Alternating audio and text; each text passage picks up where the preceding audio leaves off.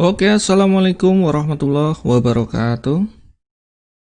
Kembali lagi dalam pembahasan tentang keperawatan. Pada kali ini kita akan membahas serta diskusi tentang ASCAP komprehensif pada klien dengan HIV/AIDS. Tujuan pembelajaran kali ini adalah yang pertama adalah mampu memberikan tindakan keperawatan HIV/AIDS secara komprehensif. Yang kedua, mampu mengidentifikasi kebutuhan klien dengan HIV/AIDS. Yang ketiga, menentukan peran perawat dalam keperawatan komprehensif. Setelah yang terakhir, yaitu yang keempat, mendiskusikan kebutuhan keperawatan pada klien dengan HIV/AIDS. HIV Care Overview atau gambaran keperawatan HIV. Yang pertama, sebelum pemberian ART atau ARV dimulai, perawatan pada klien yang terinfeksi HIV difokuskan pada profilaksis dan penata laksanaan IO. Profilaksis sendiri itu terbagi menjadi dua ya. Yang pertama profilaksis utama dan yang kedua adalah profilaksis kedua, di mana profilaksis yang pertama adalah tujuannya agar penyebaran penyakit itu dapat dicegah.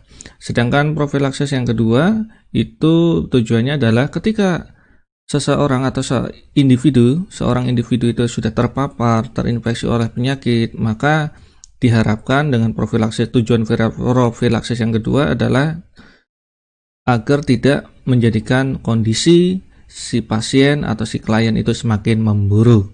Seringkali profilaksis itu berkaitan dengan antibiotik, di mana antibiotik dapat mencegah atau dapat menonaktifkan bakteri khususnya. Untuk IO adalah infeksi opportunity, di mana infeksi opportunity itu berasal dari bahasa Inggris. Infection atau terinfeksi, opportunity itu adalah kesempatan, di mana ketika seseorang individu itu sudah terinfeksi HIV/AIDS, maka bisa dikatakan sesuai secara terminologi, secara istilah sendiri, itu human immunodeficiency virus, di mana virus HIV ini bisa menurunkan kemampuan daya tahan imun seseorang. Ketika daya tahan imun seseorang itu sudah menurun, maka kesempatan bagi lingkungan luar, terutama virus, bakteri, jamur, protozoa itu menyerang tubuh individu yang terkena virus HIV/AIDS tersebut atau dalam kondisi imunnya sedang turun, sehingga selain HIV maka si individu itu akan terpapar penyakit-penyakit yang lainnya, di mana ada kesempatan itu timbul karena infeksi atau setelah infeksi terjadi maka imun seseorang atau pasien itu menurun, dan itulah yang menjadi kesempatan virus, bakteri itu menyerang tubuh si pemilik tubuh yang terkena HIV/AIDS. Yang kedua, tidak ada obat yang dapat menyembuhkan penyakit HIV/AIDS. Ya, untuk saat ini ARV atau ART itu tersedia hanya dengan tujuan untuk menidurkan, kalau bahasa sederhananya, menidurkan virusnya atau meminimalkan aktif virus itu untuk bekerja. Di mana ketika pasien atau individu itu mengkonsumsi obat ARV atau ART, maka ada kesempatan tubuh untuk memperbaiki dirinya sendiri, terutama untuk sel darah putih. Di mana ketika ARV sudah dikonsumsi secara teratur, secara kepatuhan dan disiplin, maka virus akan kalau bahasa sederhananya akan tidur ya. Terus yang ketiga, ketika sistem kekebalan menjadi semakin terganggu, pengobatan simptomatik menjadi sangat penting. Iya. Terus yang keempat, perawatan paliatif dan akhir hidup dapat meningkatkan kualitas hidup pasien dan keluarga. Ya, dimana nanti kita akan berbicara juga tentang palliative care. Kenapa? Karena HIV termasuk penyakit kronis dan belum ada obatnya sebenarnya. Sehingga kalau bisa dikatakan ketika pasien itu sudah imunnya turun dan sudah terinfeksi HIV/AIDS dan berubah menjadi statusnya dari HIV menjadi AIDS, dan semakin turun juga imunnya dengan ditandai dengan CD4 kurang dari 200, maka bisa disebut juga dengan sudah terinfeksi AIDS, sehingga bisa dikatakan sudah menjelang akhir hidupnya sesuai dengan beberapa referensi yang dituliskan, sehingga diperlukan sebuah keperawatan atau bahasanya keperawatan menjelang ajal. Yang selanjutnya adalah tidak semua klien yang terinfeksi HIV memenuhi syarat untuk diberikan ART atau ARV. Kenapa? Karena perlu juga dipertimbangkan stadium penyakit tersebut. Kita sudah belajar bahwa stadium HIV itu ada stadium 1, stadium 2, stadium 3, hingga stadium yang terakhir yaitu stadium 4 ya. Infeksi lain serta toksisitas dan alasan lain. Kenapa sih pasien HIV/AIDS yang mengkonsumsi ART atau ARV bisa terjadi toksisitas? Ya, kenapa? Karena obat yang dikonsumsi oleh klien dengan HIV/AIDS, obat itu terbuat dari bahan-bahan kimia, di mana bahan kimia itu bila masuk ke dalam tubuh manusia, maka akan bereaksi security tubuh kita, yaitu sel darah putih dan teman-teman yang lainnya. Itu akan bereaksi, sehingga bisa jadi ini akan menjadi proses toksisitas. Apalagi ketika seorang pasien sudah terkomplikasi dengan penyakit lainnya dan sudah terjadi pembesaran hati atau pembesaran liver, maka ini akan menjadi toksisitas juga. Karena kita tahu bahwa fungsi dari hati adalah salah satunya adalah mencegah atau menetralisir terjadinya toksisitas atau keracunan. Masih berbicara tentang HIV Care Overview atau gambaran perawatan HIV. Yang pertama adalah sampai memenuhi syarat konsumsi ART atau ARV, pasien harus didorong untuk terlibat dalam perilaku kesehatan yang positif. Seringkali ditemui pada pasien-pasien yang memang berprofesi, bukan profesi ya mungkin ya, pekerjaannya itu menjajakan seks ya, mohon maaf, sehingga sangat rentan dan sangat berpotensi terjadi penularan penyakit melalui organ seksual, sehingga hal ini harus segera diberikan penjelasan bahwa perilaku tersebut harus segera dirubah dan mencari alternatif pekerjaan yang lain. Dan ini pun menjadi masalah, akan sangat rumit ya, atau sangat kompleks, sehingga membutuhkan berbagai banyak turun tangan atau andil serta support dari lapisan masyarakat. Yang kedua adalah komitmen terhadap kepatuhan pengobatan, baik konsumsi dan juga jadwal pengobatannya, atau konsumsi serta jadwal minum obatnya. Kenapa? Karena beberapa pasien yang menolak untuk pengobatan ART atau ARV itu menjadikan si virus itu menjadi akan beraktivitas ya, bereaksi, dan akan mengeluarkan segala sesuatu yang bisa menyebabkan tubuh ini menjadi semakin turun. Tubuh si pasien itu semakin turun untuk imunitasnya, sehingga apabila pasien itu tidak rutin, tidak adherence atau patuh, maka akan merugikan dirinya sendiri. Apalagi ada sebuah istilah yang namanya resistensi ya, dan kita juga pernah mendengar, serta mungkin Bapak Ibu pernah mendengar tentang pengobatan lini 1, lini 2, dimana ketika lini 2 itu digunakan atau dikonsumsi pasien itu harus melewati lini 1 dulu, dimana lini 1 itu pun tidak semua pasien-pasien di awal-awal pengobatan pasien itu dapat beradaptasi dengan pengobatan lini 1. Banyak sekali respon dari tubuh yang seperti kemerahan setelah 4 bulan pengobatan, lalu juga kehitaman tubuhnya, serta juga pasien juga harus beradaptasi dengan obat-obatan itu, seperti akan terlihat pasien itu merasakan keletihan, ngantuk, dan sebagainya, serta tidak nafsu makan dengan timbulnya mual muntah. Terus yang ketiga adalah nutrisi yang tepat. Ya, karena nutrisi yang tepat apalagi dengan tingginya protein itu bisa membantu pembentukan atau regenerasi sel di dalam tubuh, seperti ibaratnya adalah luka. Yang keempat adalah pencegahan positif, ya hampir sama dan ini ya dengan pembahasan yang pertama yang poin 01. Lalu yang kelima adalah dukungan psikososial, dukungan psikojiwaan sosial masyarakat. Masyarakat saat ini sedang viral ya, yang sedang viral itu adalah masyarakat berpikiran atau berpersepsi bahwa untuk saat ini di pandemik sendiri itu bahwa pasien-pasien yang terinfeksi COVID itu banyak sekali yang menjauhi dan timbullah stigma. Sebelumnya timbul COVID atau sebelum viralnya COVID itu ada HIV sendiri, di mana pasien-pasien HIV itu sering mengeluhkan bahwa mereka dijauhi oleh keluarganya, temannya, sampai masyarakat, sehingga selain mereka itu menderita penyakit HIV yang semakin lama semakin menurunkan tingkat imun tubuhnya, mereka juga cemas, stres, sehingga double ya permasalahannya, sehingga otomatis ya dia sakit secara fisik dan dia juga sakit secara kejiwaan, sehingga perlu dukungan psikososial di mana pasien itu bisa terkurangi kecemasannya dengan adanya dukungan psikososial, di mana ya mama harus mengikuti protokol nggih Bapak Ibu.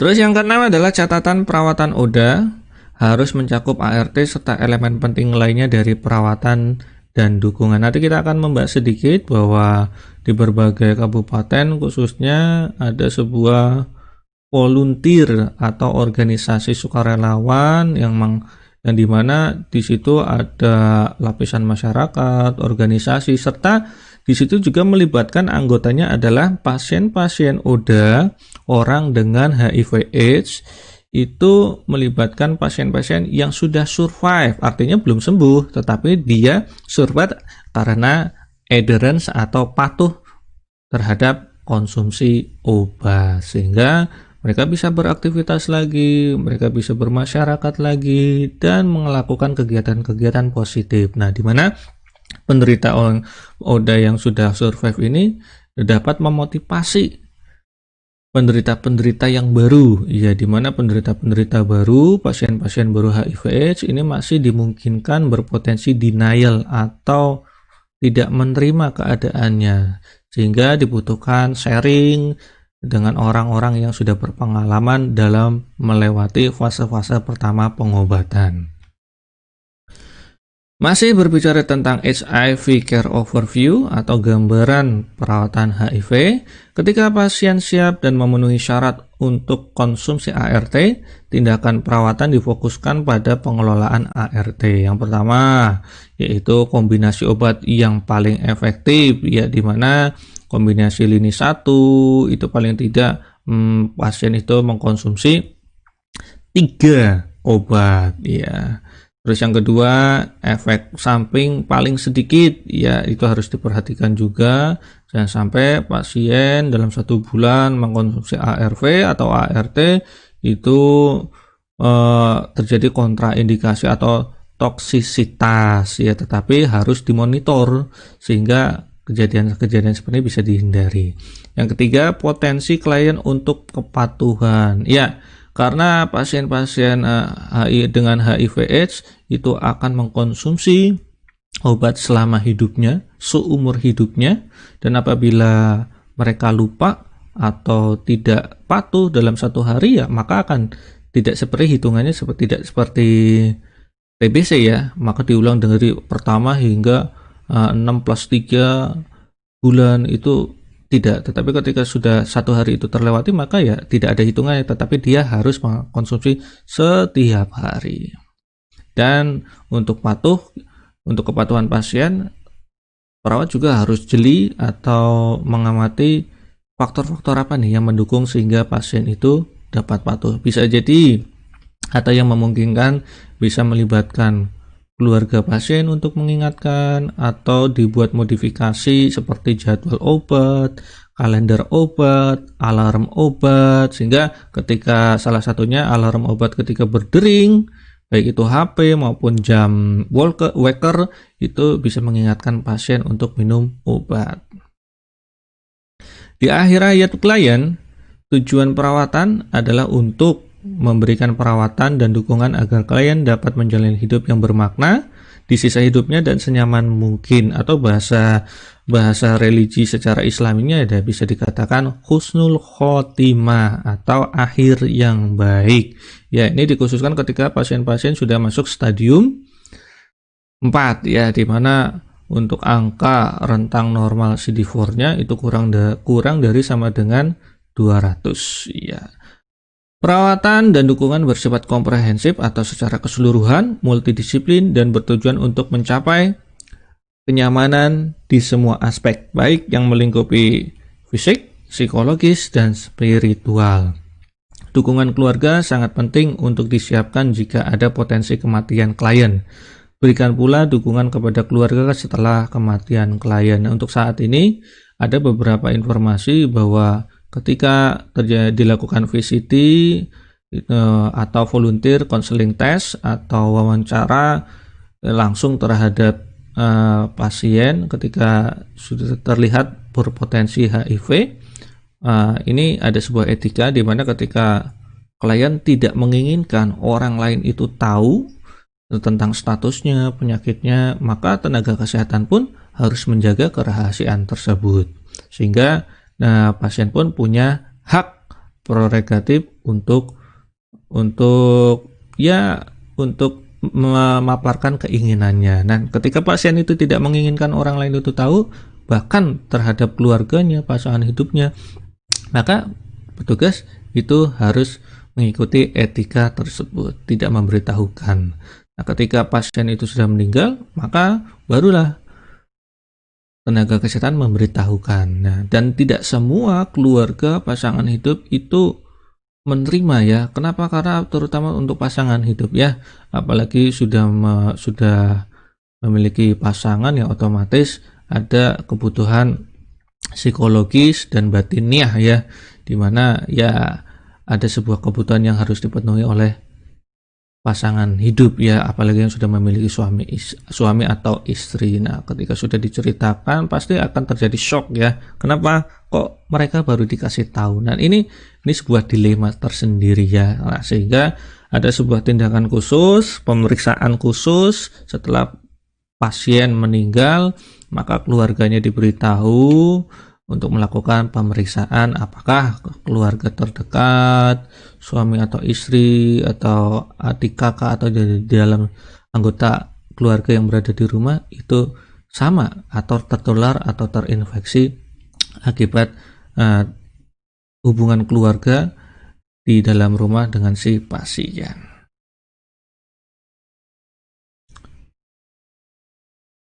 Untuk mengatasi banyaknya faktor yang pada penyakit HIV diperlukan pendekatan yang komprehensif dan multidisiplin untuk membantu pasien dan keluarga. Di antaranya adalah satu tadi yang sudah kita diskusikan, tes konseling HIV atau CVT. VCT ya, atau VCT. Yang kedua adalah perawatan medis rutin termaksud pengobatan dan profilaksis inspeksi opportunity, perawatan paliatif dan ART baik di klinik maupun di rumah sakit atau keduanya.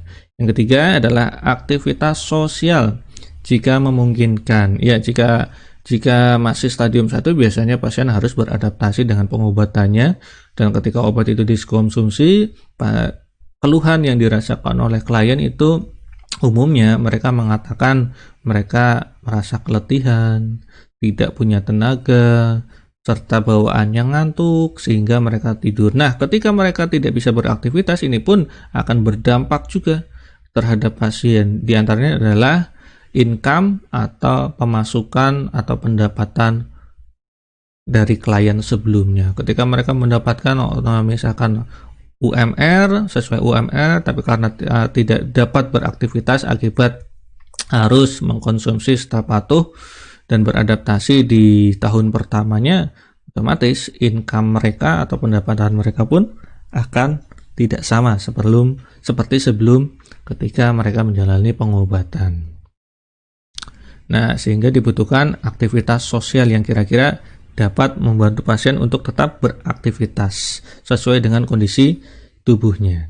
Yang keempat adalah dukungan nutrisi. Ya, tadi sudah kita sampaikan bahwa Protein sangat-sangat dibutuhkan oleh klien dalam regenerasi sel. Yang kelima, dukungan spiritual dan psikososial. Ya, untuk spiritual dibutuhkan juga kisah-kisah heroik, epik tentang agama, atau kisah-kisah yang kira-kira bisa mendekatkan pasien itu ke arah religiusnya. Ya, bisa dilibatkan seperti kalau misalkan di rumah sakit, binroh, bina rohani, atau sebagainya. Dan psikososial. Nah, lapisan masyarakat ini dibutuhkan juga untuk mendukung pasien. Yang keenam, dukungan ekonomi. Nah, pasien ini harus pasien-pasien yang memiliki tingkat kreativitas bisa diarahkan untuk membuat sebuah wirausaha mandiri atau home industry untuk tetap mendapatkan income. Yang ketujuh, dukungan ODA, di mana dukungan ODA ini banyak sekali diberikan pada pasien-pasien yang sudah survive di tahun pertama, tahun kedua pengobatan. Mereka bisa sharing bagaimana caranya bisa melewati fase sulit mereka. Yang kedelapan, dukungan penjagaan berkelanjutan. Yang sembilan, konseling kepatuhan dan dukungan berkelanjutan. HIV atau HIV tidak hanya menyerang pasien, tapi juga keluarga dan rumah tangga. Misalkan, anak dengan HIV mungkin dirawat oleh orang tua yang sakit.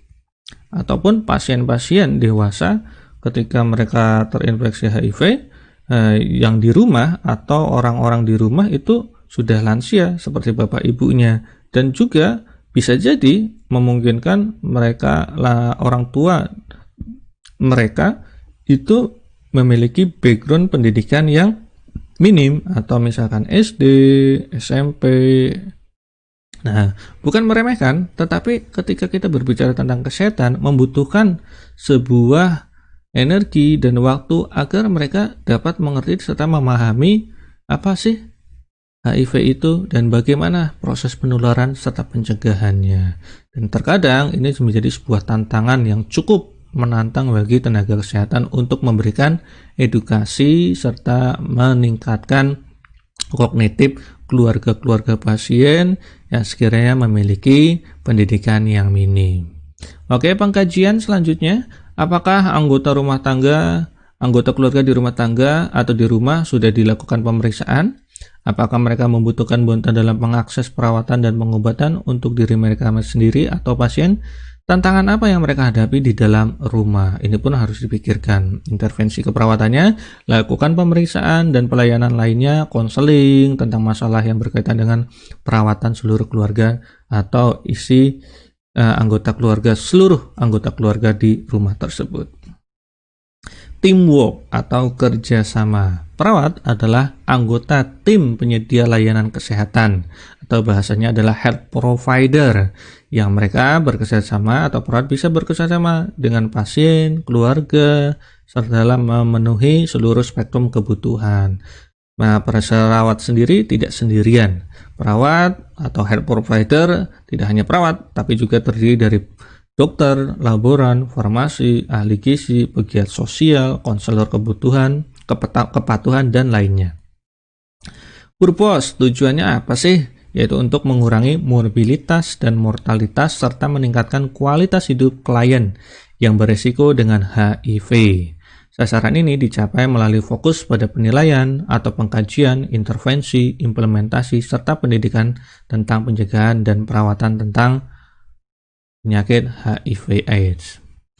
Nurse role atau peran perawat. Peran perawat apa aja nih terhadap pasien-pasien dengan HIV/AIDS? Yang pertama adalah memberikan perawatan penyakit kronis, termasuk pemantauan kesehatan dan manajemen gejala. Yang kedua, memberikan perawatan akut, promosi pendidikan kesehatan, pencegahan penyakit, perawatan paliatif, dukungan kesehatan mental, dukungan advokasi pasien, serta manajemen rujukan. HIV adalah penyakit kronis yang dapat ditangani, tetapi tidak dapat disembuhkan. Tadi sudah kita bahas di awal bahwa meskipun pasien rutin patuh mengkonsumsi ART atau ARV, tetapi itu tidak menyembuhkan pasien atau menghilangkan si virus itu dari tubuh pasien. Tetapi kalau bahasa sederhana adalah menidurkan si virus agar tidak bisa beraktivitas atau meminimalkan aktivitas si virus, sehingga dapat memberi ruang agar tubuh, khususnya security tubuh, itu memperbaiki dirinya.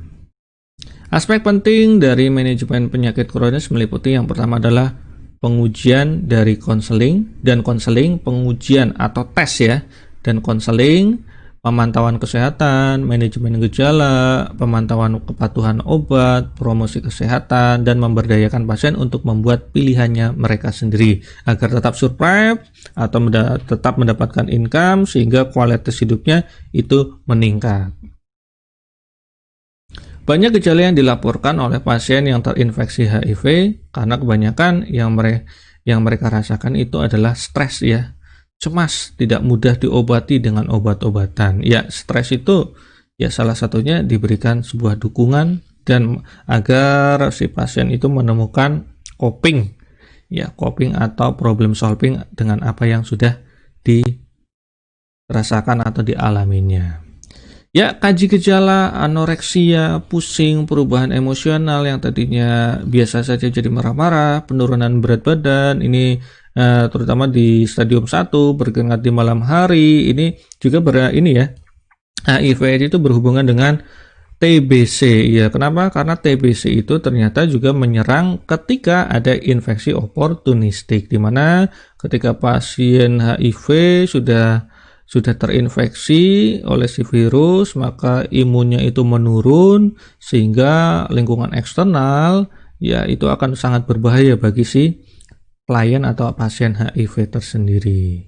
Nah, sehingga ketika pasien imunnya sudah turun, terus terinfeksi juga oleh dunia luar, salah satunya adalah TBC atau bakteri Mycobacterium ya, ini sangat rentan sekali terkena. Sehingga berkeringat di malam hari itu merupakan salah satu dari ciri atau tanda gejala si pasien itu mengidap HIV dan juga mengidap TBC. Disertai juga dengan beberapa gejala yang khas ya dari TBC, itu batuk-batuk disertai dengan batuk darah. Lesi kulit, ya mimpi buruk, luka, lesi rongga mulut atau stomatitis atau sariawan. Ini menjadi salah satu ya suatu gejala fisik yang diperhatikan oleh perawat-perawat, khususnya perawat yang bekerja di IGD atau ketika pasien baru datang ke rumah sakit. Apabila terjadi atau terlihat stomatitis atau sariawan ya, dan sariawan itu lebih dari 2 minggu atau tidak sembuh-sembuh, ini perlu dicurigai. Yang selanjutnya disfungsi seksual, kesulitan menelan, gangguan mobilitas, neuropati perifer, kebingungan, kesulitan berkonsentrasi. Nursing role in acute care atau peran perawat dalam perawatan akut. Ya, kalau bahasa di NICNOC atau Nanda NICNOC yang disebut akut ya kurang dari 3 bulan. Intervensi non-farmakologi atau tidak menggunakan obat-obatan itu bisa dilakukan pada pasien-pasien yang merasakan mual muntah ya. Kalau di negara-negara yang sudah berkembang itu bangsal-bangsal untuk pasien palliative care itu diberikan sebuah tambahan-tambahan non-farmakologi. Saya pernah melihat di sebuah bangsal yang diperuntukkan untuk pasien-pasien palliative care itu di pojokan ruangan atau di tengah-tengah dekat nursing station itu terdapat sebuah alat, di mana alat itu ternyata diperuntukkan pasien-pasien, dan ternyata ketika saya lihat ternyata itu adalah tempat di mana penampungan air jahe, terus ada air lemon. Kenapa? Karena ini membantu mengurangi sensasi, khususnya untuk jahe ya, sensasi mual. Ya, banyak lagi, ada terapi uap atau terapi wewangian, aromaterapi, itu banyak. Serta dibuat sebuah ruangan di mana ruangan tersebut dibuat untuk karaokean ya, karaokean pasien-pasien. Kenapa sih karaokean? Kenapa? Karena ternyata karaokean atau menyanyi dengan suara yang keras dapat menimbulkan efek yang positif, terutama pasien-pasien yang rendah diri ya, tidak pedean atau rendah diri. Ternyata itu bisa bisa membuat ini dalam meningkatkan, membuat hal positif dalam meningkatkan harga diri pasien, batuk, demam, dan sebagainya. Pantau penggunaan obat dan berikan edukasi pada klien tentang indikasi semua obat, termasuk profilaksis, antibiotik, dan jenis analgetik golongan narkotika. Ya, ketika pasien itu sudah diambang advance untuk tingkat nyerinya atau sangat berat atau ekstrim, bahasa niknoknya, maka pasien akan diberikan sebuah analgetik dengan golongan narkotika atau heroin bisa ya, opioid. Nah, ketika diberikan opioid atau golongan tingkat tinggi analgetik, itu pun tidak memberikan solusi dalam jangka panjang ya. Oke lah, ketika diberikan analgetik tingkat tinggi nyerinya hilang, tapi permasalahan kesehatan seperti kebebelan atau pasien itu akan mengeluh tentang mereka belum BAB dalam beberapa hari, 1-2 hari, itu karena akibat dari penggunaan analgetik jenis narkotika atau opioid. Dan berikan penjelasan juga tentang alasan mengkonsumsi obat, dosisnya, jadwal obatnya, agar disiplin, pembatasan makanan, kemungkinan efek samping, serta konseling kepatuhan. Nursing rule in health promotion and education, atau kalau diterjemahkan peran perawat dalam kesehatan, promosi kesehatan dan pendidikan. Yang pertama, berikan promosi kesehatan yang terkait dengan HIV, lalu pencegahan penularannya ya, terutama ya. Lalu mempromosikan praktik hidup sehat yang dapat memperpanjang harapan hidup tanpa gejala, mengurangi kondisi terkait HIV, dan menghindari perilaku yang dapat menularkan HIV. Lalu kaji dan gunakan pengetahuan klien terkini dan anggota keluarga sebagai dasar penkes. Nursing role in prevention for patient, peran perawat dalam pencegahan ya Pak HIV. Yang pertama adalah pengkajian ya, kita triase bahwa ketika pasien datang dengan keluhan sariawan tidak kunjung sembuh, diare, berat badan turun, inilah perlu diwaspadai ini ya. Apalagi ditambah batuk-batuk ini ya, ini sudah mulai curiga ini.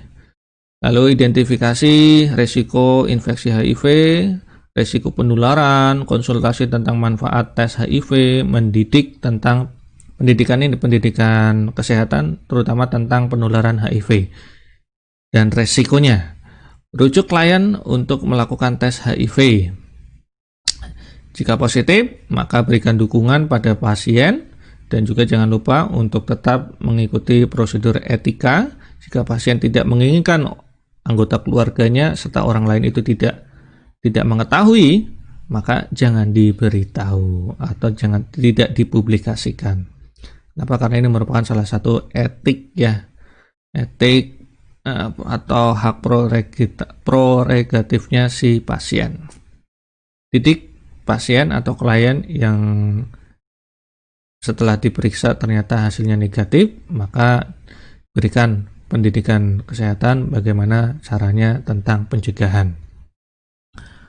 Nursing role in disease prevention ya, in the clinical setting ya, bagaimana peran perawat dalam pencegahan penyakit di lingkungan klinik ya, terutama rumah sakit ya. Yang pertama, kurangi penularan infeksi, terutama penggunaan protektor ya, penggunaan alat-alat yang dapat mencegah penularan, mempraktekkan standar pencegahan di tempat kerja, komunikasikan dengan pasangan hidup, keluarga, atau orang terdekat klien dengan bahasa yang komunikatif jika klien itu berkenan untuk diberitahu kepada orang lain tentang kondisinya. Lalu mengetahui protokol profilaksis ya. Nursing role in mental health ya, peran perawat di kejiwaan ya.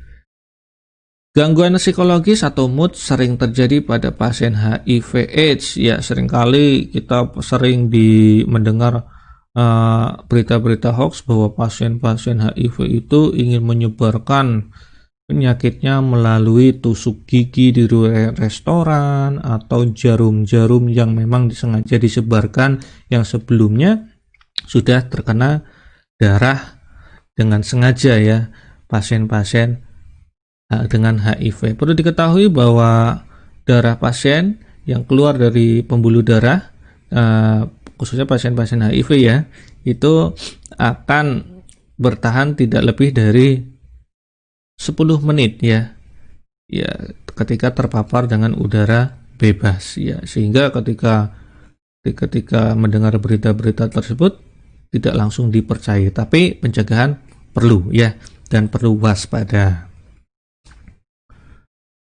Nursing role in patient support atau advocacy ya. Nursing role, peran perawat untuk mendukung dan menjadi advokasi pada si klien dengan HIV/AIDS.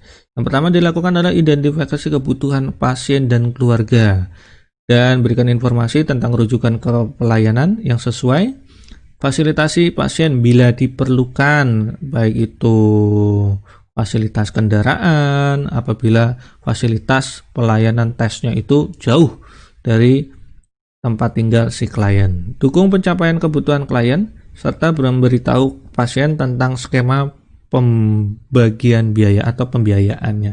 Ya, di Kebumen khususnya ya, Kabupaten Kebumen itu sudah tersedia seperti ambulan-ambulan baik yang disediakan oleh partai politik ataupun organisasi masyarakat yang memang diperuntukkan kepada pasien-pasien yang memiliki kategori-kategori income-nya low income ya atau ekonominya itu rendah, sehingga dengan fasilitas ambulan-ambulan yang digratiskan itu bisa menjadi fasilitas pasien-pasien yang memang membutuhkan kendaraan untuk mencapai rumah sakit ataupun fasilitas kesehatan yang lainnya.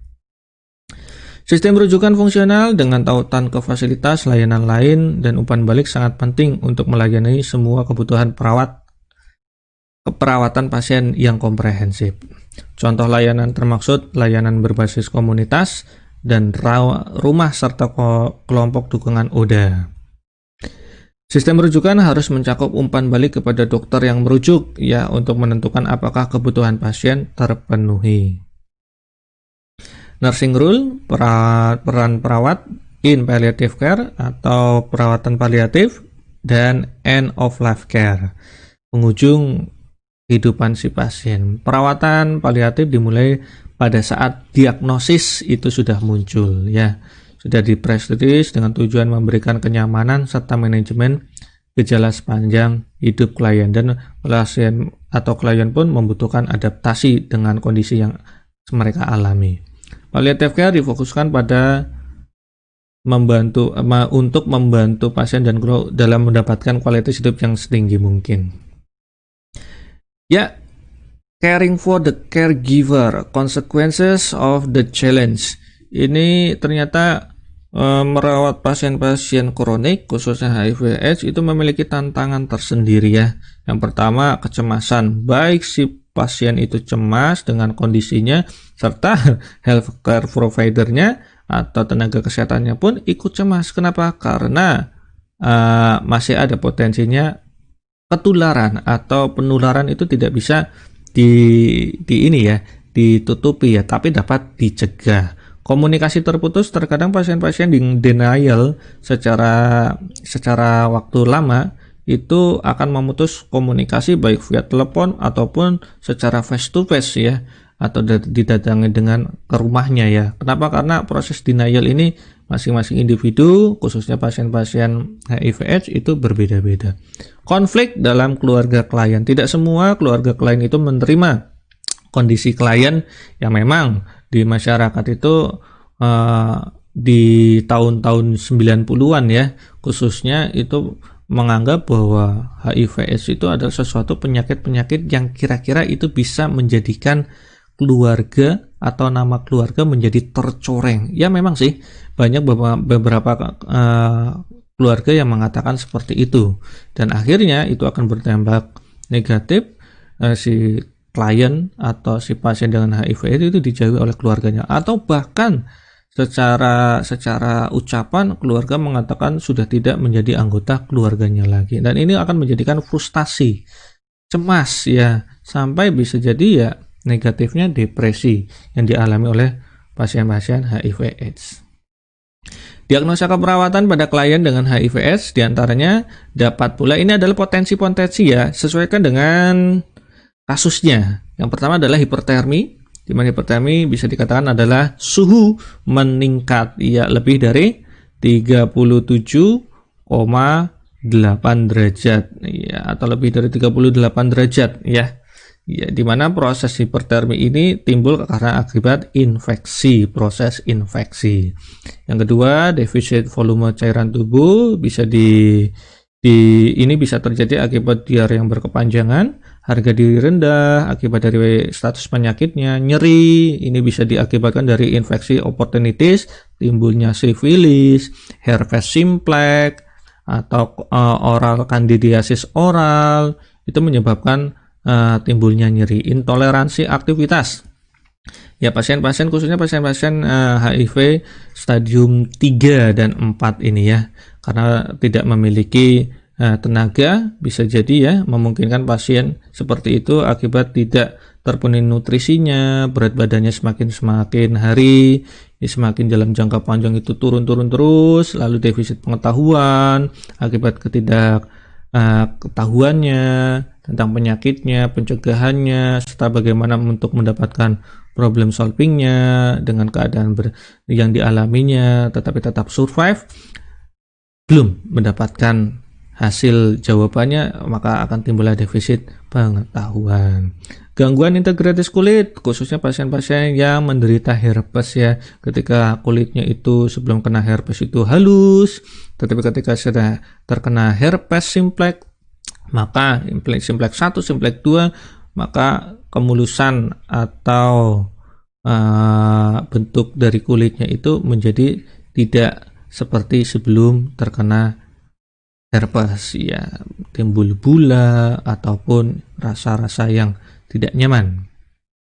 Resiko bunuh diri berkaitan dengan problem solving pasien atau proses denial, resiko perilaku kekerasan, gangguan citra tubuh, akibatnya timbul infeksi oportunistik, timbullah herpes di wajah ataupun sifilis ataupun yang lainnya. Perubahan perilaku seksual, perubahan peran yang terjadi menjadi tulang punggung keluarga, maka ketika sudah terkena atau terinfeksi HIV/AIDS, dia tidak bisa beraktivitas lain dan lain-lain, sesuaikan dengan kasusnya. Ya, terima kasih atas perhatiannya, mudah-mudahan bermanfaat. Saya akhiri. Assalamualaikum warahmatullahi wabarakatuh.